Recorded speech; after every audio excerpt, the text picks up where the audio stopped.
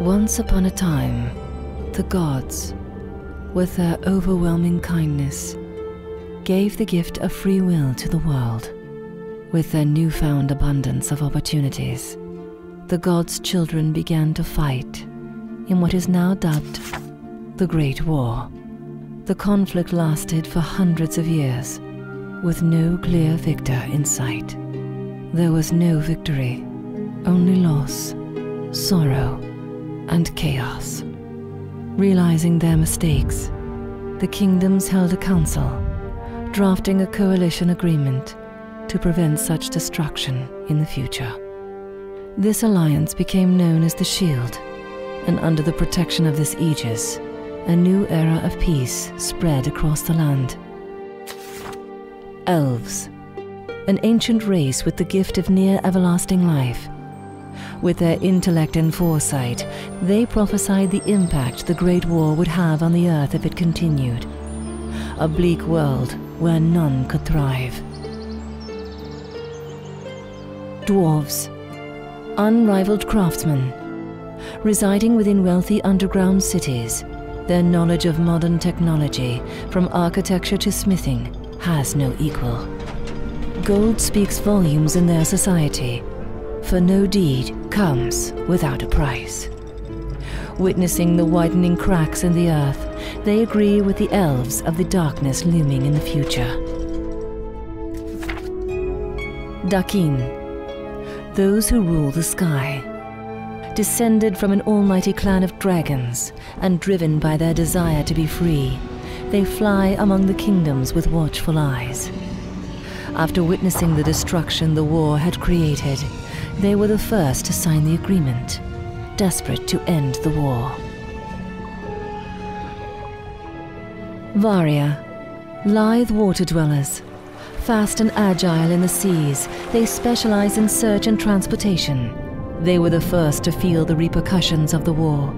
Desperate to survive, they've become susceptible to the whims of others. Isolated by the ocean fissures caused during the chaos, the kingdom under the sea signed the agreement out of necessity. Antdor, people of the Great Hunt. With their heightened senses taught by the animals, the Antdor are intuitive hunters, unparalleled in the world. Even knowing the destruction the war has created, their desire to rule the forests leads them to ally with the orcs. Orcs, the warring marauders. Their drive for power is unrivaled. Their thirst for blood leads them to seek glory wherever and whenever they can. Personal reputation is important to them, as is their clan. Death in defense of either is regarded as a high honor. Refusing to sign the agreement, they strive to rule over the world with the Antdor as their allies. With enemies turned allies, the 5 cooperating kingdoms managed to conquer the orcs. They may have been the spark that caused the war, but they did not foresee the needs it created. With food shortages running rampant, the orcs turned against one another, spreading a mistrust and infighting that ultimately led to their downfall. Along with the Antdor's refusal to sign the coalition, discrimination within the kingdoms spread and became a common occurrence. With the orcs' defeat, the veterans of the war were now allowed to return home. And thus closes the world's chapter on the Great War.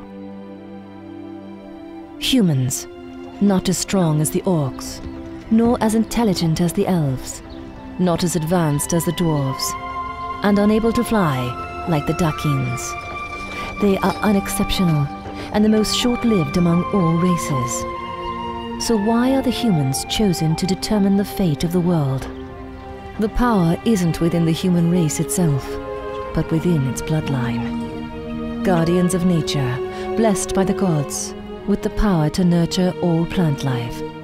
Called the land healers among humans, they are gifted with the ability to even transform deserts into lush meadows. Marked on the left wrist with blue roots that shine on contact with soil, water, or wood. It became common practice for them to wear a glove to hide its brilliance.